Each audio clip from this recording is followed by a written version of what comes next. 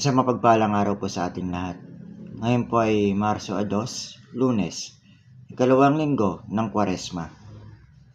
Ang unang pagbasa po natin ngayon ay hango sa sulat ni Daniel 9:4b hanggang 10. Ang ebanghelyo po natin ngayon ay hango sa sulat ni San Lucas 6:36 hanggang 38.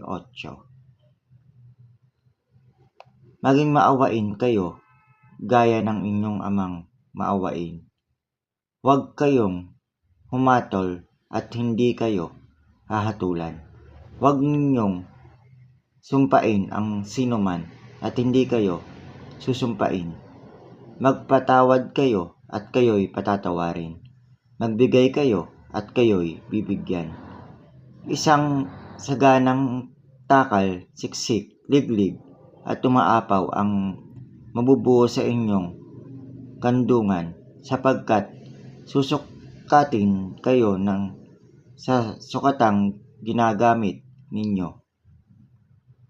Ang salita ng Diyos. Ang pahiwatig po sa atin ngayon ng